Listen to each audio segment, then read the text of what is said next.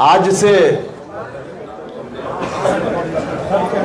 एक नई राजनीतिक पारी की शुरुआत हो रही है। बिहार भर के पार्टी के साथी जनता दल यूनाइटेड के तमाम साथी, चाहे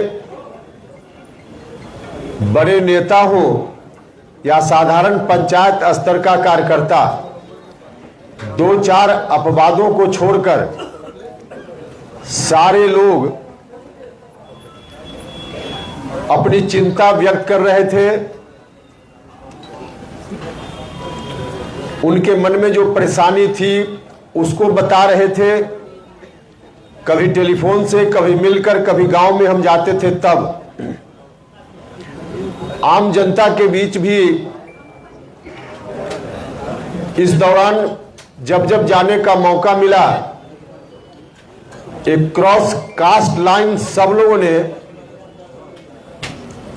एक विशेष चिंता से मुझको लगातार अवगत कराया। और तभी अपने साथ के नेताओं से, साथियों से मैंने परामर्श किया कि आखिर इतनी बेचैनी है पार्टी के साथियों के मन में, आम जनता के मन में, तो ऐसी परिस्थिति में हम लोगों को क्या करना चाहिए। तो उसी के उपरांत यह तय हुआ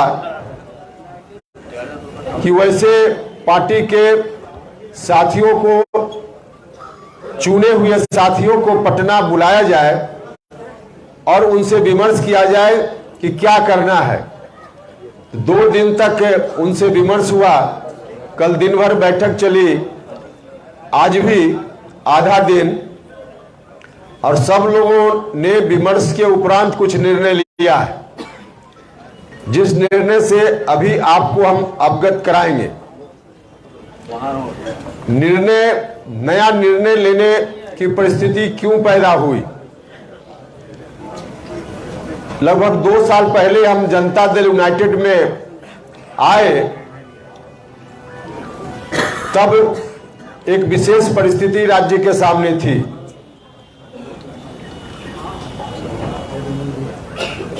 नीतीश कुमार जी के ऊपर जिस विरासत को संभालने की जवाबदेही बिहार की जनता ने 2005 में मुकम्मल तौर पे दी, उसके पहले जननायक कर्पूरी ठाकुर जी के निधन के बाद जननायक की वह विरासत, उसको संभालने की जवाबदेही बिहार के लोगों ने श्रीमान लालू प्रसाद यादव जी के ऊपर दी थी। लालू जी को बहुत बड़ा समर्थन मिला।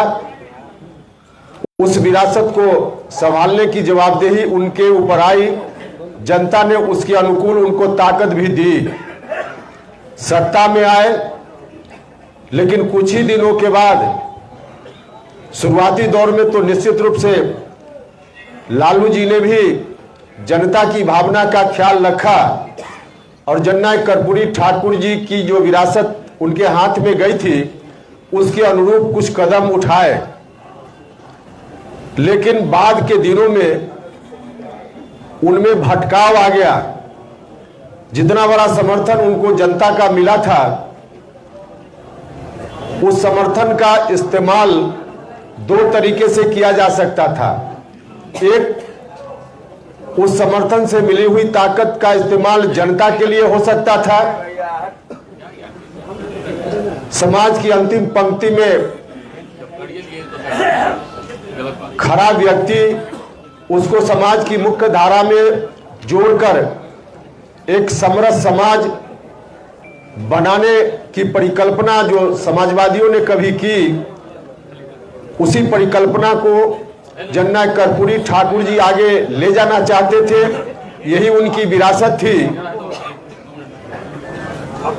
और यही अपेक्षा लालू जी से भी थी कि लालू जी इसी रूप में जनता से जो ताकत उनको मिली है, आशीर्वाद मिला है, उसका इस्तेमाल करेंगे। लेकिन बाद में चलकर भटकाव उनके अंदर आ गया। अब इस समर्थन का इस्तेमाल उस रूप में नहीं करके, उस ताकत का इस्तेमाल नहीं करते हुए शुरुआती दिनों को छोड़कर बाद के दिनों में लालू जी ने अपने परिवार के हित में काम करना शुरू कर दिया, जिसका खामियाजा उनको अभी तक भुगतना भी पड़ रहा है। खैर वह विषय अलग है, लेकिन वहां से फिर नीतीश कुमार जी के ऊपर उस विरासत को चलाने की जवाबदेही बिहार की जनता ने सौंपी। 2005 के पहले 10-12 साल तक संघर्ष हुआ। 1994 में समता पार्टी बनी। जॉर्ज फर्नांडिस साहब के आशीर्वाद से नीतीश कुमार जी उस पार्टी के बिहार में मुखिया बने और फिर संघर्ष का दौर चल पड़ा। उस वक्त जो बिहार चल रहा था, जल रहा था बिहार, झुलस रहा था बिहार, जनता तंग थी, तबाह थी, परेशान थी। उस स्थिति से बिहार को बाहर लाने के लिए 10-12 वर्षों तक संघर्ष चला नीतीश जी के नेतृत्व में, और तब बिहार के लोगों ने नीतीश जी को आशीर्वाद दिया, नीतीश जी को ताकत दी। हम सब लोग भी उनके साथ संघर्ष के दौर में रहे। अब 2005 के बाद जननायक कर्पूरी ठाकुर जी की वही विरासत नीतीश जी के जिम्मे आ गई। नीतीश जी ने उस विरासत को आगे बढ़ाने का काम अपने शासन काल के दौरान बहुत ही अच्छे तरीके से किया। इस बात के लिए मैं नीतीश कुमार जी का हृदय से धन्यवाद भी करता हूं। बिहार को उस खौफनाक मंजर से बाहर लगाने में उन्होंने पूरी ताकत लगा दी। बिहार बाहर आया, हर तरह से लोगों के बीच अमन चैन शांति कायम हुई, बिहार डेवलपमेंट की ओर बढ़ चला। तो बहुत ही अच्छा काम मुख्यमंत्री जी ने किया। लेकिन जो कहा जाता है कि अंत भला तो सब भला, और अंत में अगर भला नहीं तो कुछ नहीं भला, तो बहुत ही अच्छा नीतीश कुमार जी ने किया। लेकिन बाद में अंत में आकर अंत भला तो सब भला नहीं हुआ, अंत बुरा हो गया। नतीजा कहावत दूसरे रूप में परिवर्तित हो गई, अंत बुरा तो सब बुरा। बहुत अच्छा नीतीश जी ने किया, लेकिन अंत में आज जिस ओर नीतीश कुमार जी चल पड़े हैं वह बहुत ही बुरा है, न सिर्फ नीतीश जी के लिए बल्कि बिहार की जनता के लिए, जनता दल यूनाइटेड के लिए, पार्टी के साथियों के लिए, सब के लिए।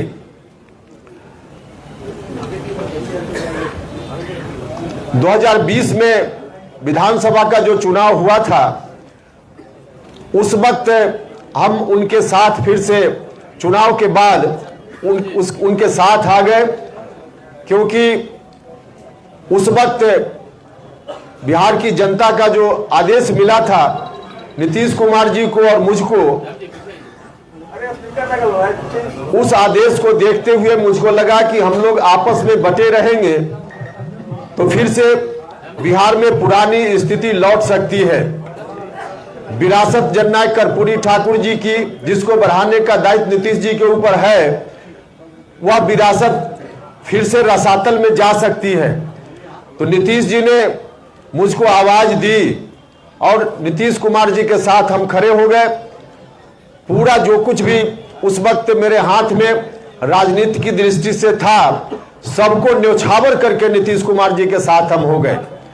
कहने वाले तो यह भी कहते हैं कि इन्होंने अपनी पार्टी को जिंदा रखने का काम किया आरएलएसपी को, लेकिन सरासर ऐसे लोग झूठ बोलते हैं, गलत बोलते हैं। उपेंद्र कुशवाहा के मन में कुछ भी नहीं था। उपेंद्र कुशवाहा ने अपना सर्वस्व राजनीति में जो कुछ भी था सब न्यौछावर करके उनके साथ आना स्वीकार किया था, और वह भी तब जब उन्होंने कहा था कि मेरे साथ आइए, और मुझको भी लगा था कि परिस्थिति वैसी है, तो उनके साथ चले गए। सब कुछ चल रहा था अपनी जगह, लेकिन बाद में चलकर जो गठबंधन पहले चल रहा था बीजेपी के साथ, उस गठबंधन से हटकर नया गठबंधन बनाने की बात होने लगी। उसको भी हमने स्वीकार किया कि चलिए पार्टी की मजबूरी है तो इस गठबंधन को भी स्वीकार करना चाहिए। लेकिन उस वक्त भी गठबंधन बनने से पहले राष्ट्रीय अध्यक्ष जी को, मुख्यमंत्री जी को हमने कहा था कि गठबंधन जरूर हो, आप अगर चाहते हैं यही रास्ता है तो कीजिए, लेकिन इसका नेतृत्व आप अपने हाथ में रखिए, नीतीश कुमार जी के हाथ में हो। क्योंकि हम जानते थे कि अगर नीतीश कुमार जी के हाथ से नेतृत्व निकल गया तो जननायक कर्पूरी ठाकुर जी की विरासत फिर से ध्वस्त होने लगेगी। तो मुझसे कहा गया कि हाँ ठीक ऐसा ही होगा। लेकिन गठबंधन बनने के थोड़े ही दिन के बाद न सिर्फ आरजेडी के लोगों की ओर से गठबंधन के बारे में कोई डील की गई है उसकी चर्चा होने लगी, उसका दावा होने लगा, बल्कि स्वयं नीतीश कुमार जी ने सार्वजनिक रूप से यह कहना शुरू किया कि हम अब आगे बिहार का दायित्व राष्ट्रीय जनता दल के नेता के ऊपर सौंपना चाहते हैं। उन्होंने घोषणा कर दी हर तरह से बिहार का अगला मुख्यमंत्री कौन, तो सीधे उन्होंने राष्ट्रीय जनता दल के किसी एक व्यक्ति का नाम लिया। जब ऐसी स्थिति आई तभी से लोगों के मन में चिंता की शुरुआत हुई, जिसकी चर्चा हमने की कि पार्टी के साथी आम जनता सब लोगों के मन में यह चिंता आ गई कि आखिर आगे क्या होगा बिहार का। अब हमारे सामने रास्ता था कि जननायक कर्पूरी ठाकुर जी की विरासत को हम चुपचाप बैठकर उन्हीं हाथों में जाते हुए मुखदर्शक बनकर देखते रहते जिन हाथों ने बिहार को मचोड़ दिया, मरोड़ दिया, या फिर हम सब लोग बैठकर कोई नया रास्ता लेते। या हम सब लोगों के मन में चिंता थी, हमारे साथियों ने इस चिंता से अवगत कराया, तो हम लोगों को भी लगा कि चाहे जिस तरह की परिस्थिति का सामना करना पड़े, अगर हम राजनीति में हैं, हम अपना राजनीतिक धर्म और कर्तव्य समझते हैं, तो फिर से हम लोगों को उठ खड़ा होना चाहिए और किसी भी हालत में जननायक कर्पूरी ठाकुर जी की विरासत को उन हाथों में नहीं जाने देना चाहिए जिन हाथों ने बिहार को मचोड़ने का काम किया, बिहार को मरोड़ने का काम किया। तो इसीलिए जब बात होने लगी कि वहीं पर फिर से चली जाएगी सारी चीजें, तब मामला पार्टी के अंदर शुरू हुआ। प्रारंभ में मैंने पार्टी के शीर्ष नेतृत्व से, मुख्यमंत्री जी से आग्रह किया, उनसे मिलकर हमने बात की, उनसे कहा कि ऐसी स्थिति ठीक नहीं है। उदाहरण के रूप में हमने बताया कि महागठबंधन निर्माण के बाद जो उपचुनाव हुए बिहार में विधानसभा के, उन उपचुनावों का परिणाम बताता है कि हमारा जन आधार हमसे खिसकता जा रहा है, पार्टी धीरे धीरे बर्बादी की ओर चलते जा रही है। हमने कहा मुख्यमंत्री जी से, व्यक्तिगत रूप से भी मिलकर कहा, बाद में कहा गया कि मिलकर कहना चाहिए। मिलकर जितनी बात हमको कहनी चाहिए थी हमने तो पहले ही एक बार नहीं अनेक बार कही। व्यक्तिगत रूप से भी पार्टी के मंच पर भी हमने उठाया, विधायक दल की मीटिंग में भी हमने यह बात कही, पार्टी की बैठक में यह बात कही। तो हर तरफ से, हर तरह से इस बात को कहने के बाद मुझको लगा कि आखिर हो क्या रहा है, क्यों ऐसा हो रहा है। पार्टी बर्बाद होते जा रही, लगातार जनाधार खिसकता जा रहा है। और उस वक्त जब हमने इस तरह के सवाल को उठाना शुरू किया तो मुख्यमंत्री जी ने कहा कि जहां जाना हो उपेंद्र कुशवाहा चला जाए। हमने उस दिन कहा था कि उपेंद्र कुशवाहा ऐसे नहीं जाएगा, हिस्सा लेकर जाएगा, आप लोगों को याद होगा। लेकिन तब हम हिस्सा की बात करते थे, अब तो इस निष्कर्ष पर हम लोग पहुंचे हैं कि हिस्सा किस बात का मुख्यमंत्री जी से हम मांगे। अब मुख्यमंत्री जी के पास है क्या कि हम उसका हिस्सा मांगे। मुख्यमंत्री जी ने सारी चीज अब गिरवी रख देने का काम किया है।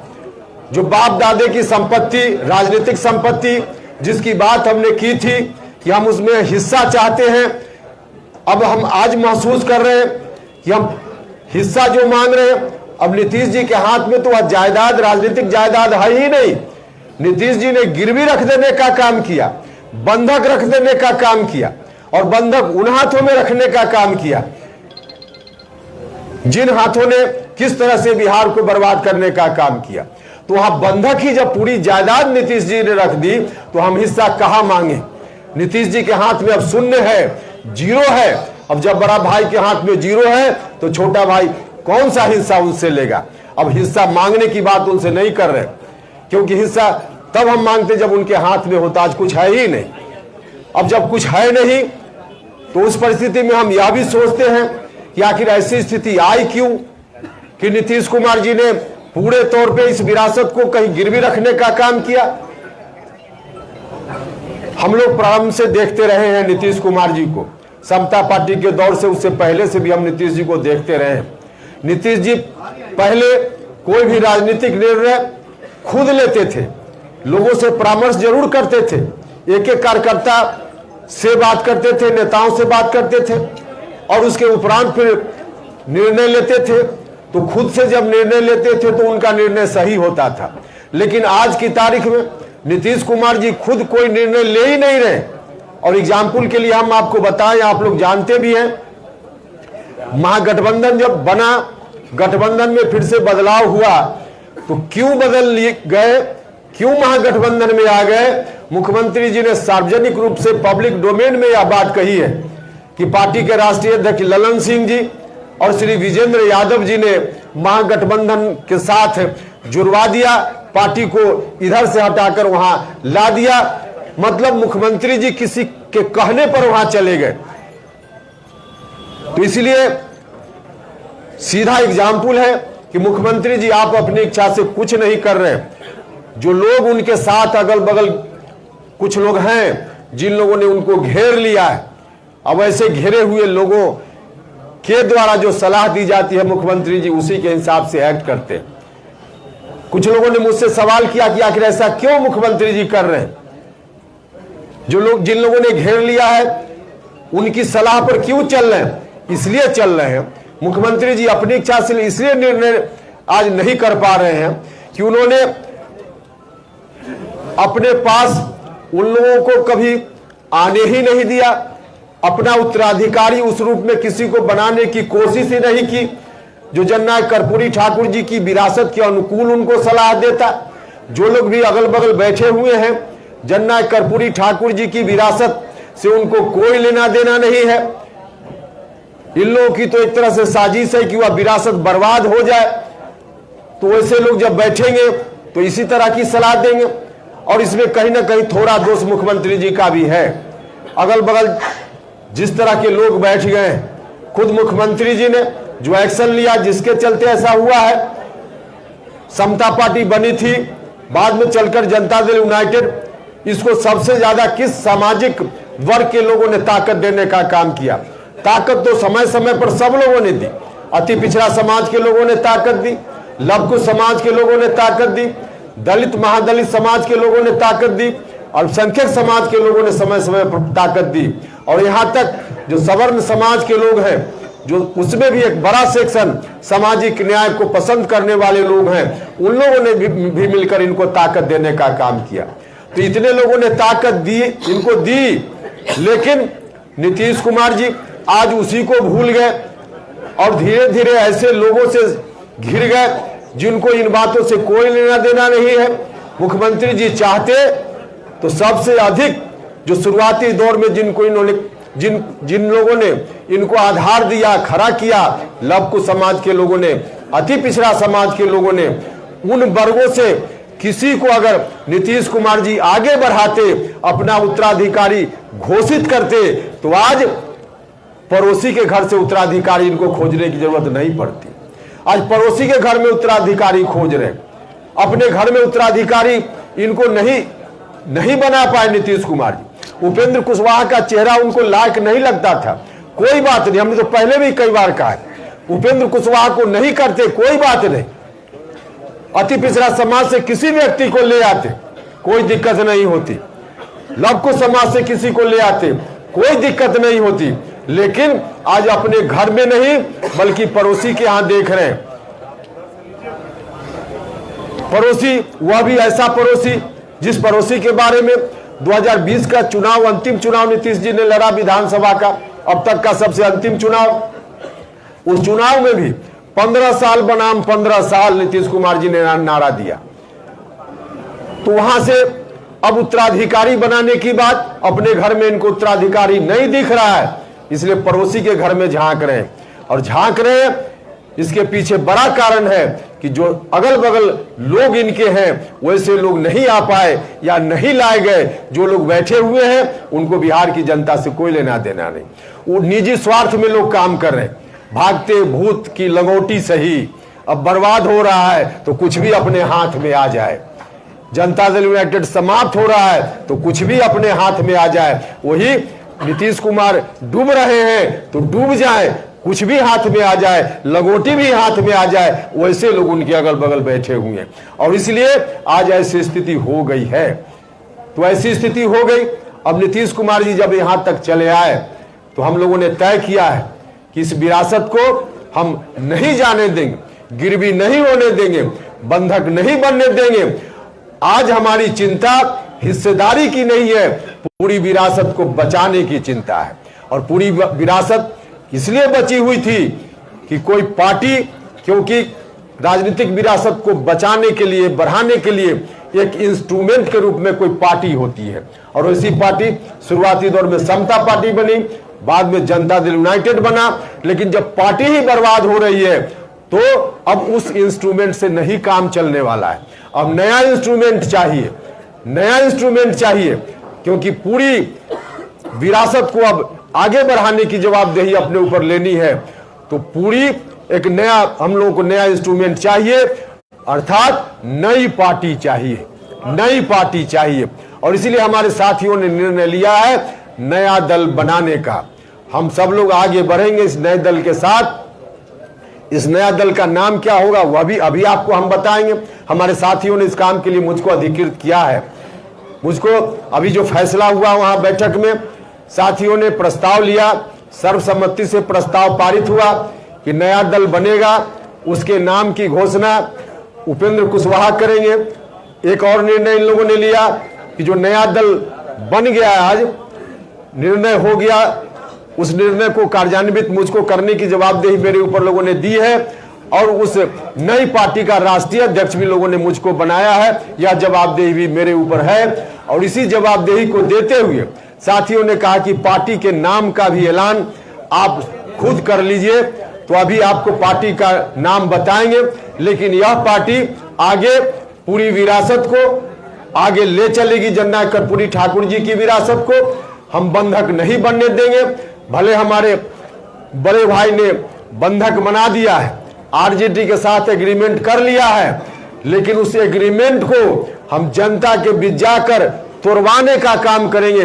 जनता से कहेंगे कि बड़े भाई ने गलत ढंग से पूरी जायदाद कहीं गिरवी रख दी, इसको जनता की अदालत में जाकर हम खारिज कराएंगे और पूरी विरासत को हम अपने हाथ में लेंगे, अपने हाथ में लेंगे। इसलिए आज हम हिस्सा की बात नहीं कर रहे हैं, हम तो मुकम्मल की बात कर रहे हैं, मुकम्मल की बात कर रहे हैं। और मुकम्मल हम अपने साथियों की मदद से, बिहार भर की जनता की मदद से आगे चलकर जरूर उसको हासिल करेंगे।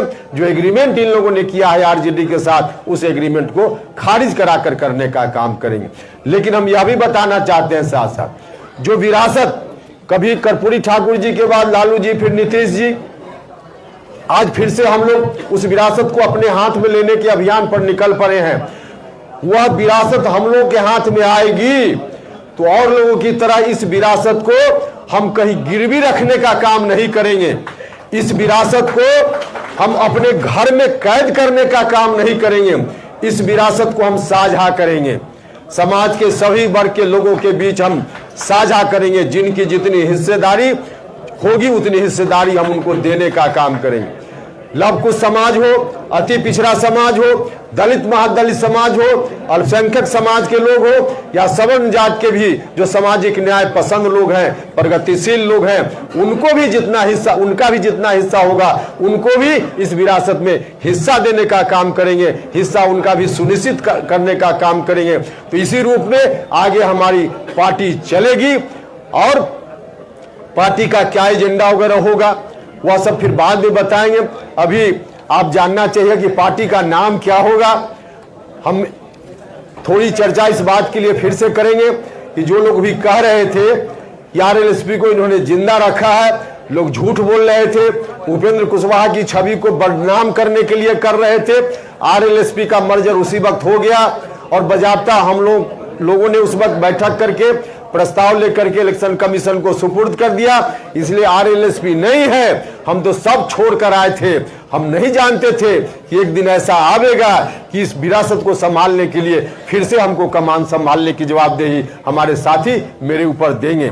लेकिन वह दिन आ गया तो फिर से नई पार्टी बनाने का काम हमको करना है और नई पार्टी जो बनाने का निर्णय हमारे साथियों ने लिया है, जिसका राष्ट्रीय अध्यक्ष बनने की जवाबदेही भी मेरे ऊपर सौंपी है, उस पार्टी का नाम है राष्ट्रीय लोक जनता दल।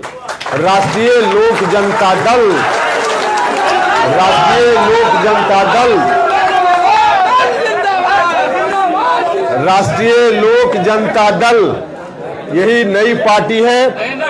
राष्ट्रीय लोक जनता दल या जनता दल की पूरी विरासत को समेटकर आगे बढ़ने वाली पार्टी होगी। इस दृष्टि से हम सब लोग काम करेंगे। बहुत बहुत धन्यवाद।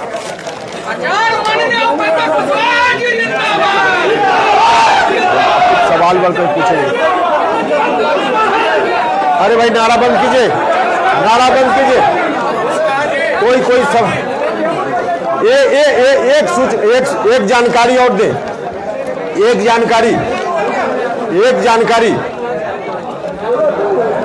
जानकारी जरा सुनिएगा। विधान परिषद की सदस्यता मुझको दी गई, विधान परिषद की सदस्यता मुझको दी गई। मैंने बीच में भी कहा कि पार्लियामेंट्री बोर्ड का अध्यक्ष मतलब झुनझुना थमाया गया और एमएलसी बना करके लोगों को लगता है कि लॉलीपॉप थमा दिया गया। उपेंद्र कुशवाहा अपनी जमीर बेचकर अमीर बनने का काम न कभी किया है न करेगा। हम जमीर बेचकर अमीर नहीं बन सकते हैं। अब पार्टी की प्राथमिक सदस्यता से इस्तीफा की घोषणा मैं करता हूं। साथ ही साथ विधान परिषद की सदस्यता अब प्रक्रिया है कि मिलकर विधानसभा के सभापति जी को त्यागपत्र देना पड़ता है। तो उनसे मैं समय मांगकर जल्दी ही, आज कल जब समय मिलेगा, जब मतलब हम आगे की बात नहीं कर रहे, आज समय दे, कल समय दे, हम जाकर के उनको इस्तीफा विधान परिषद की सदस्यता से सौंप देंगे। तो यह मेरा निर्णय है और पूरी मजबूती के साथ आगे बढ़ेंगे। बहुत बहुत धन्यवाद।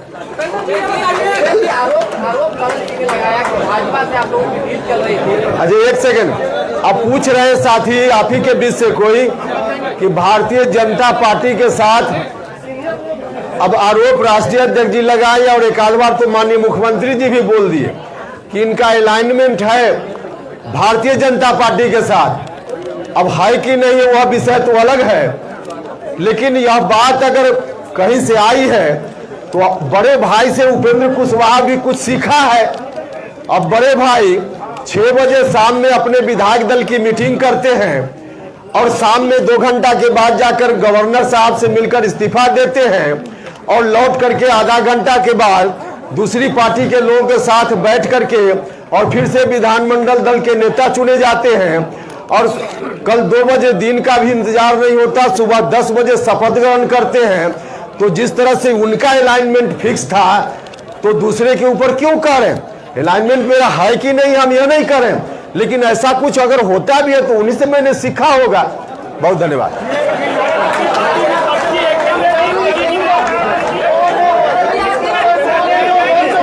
चलिए अब माहौल चलिए अब माहौल नहीं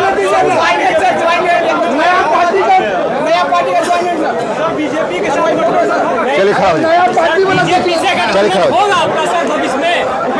और सवाल का जवाब बाद में, और सवाल का जवाब बाद में। चलिए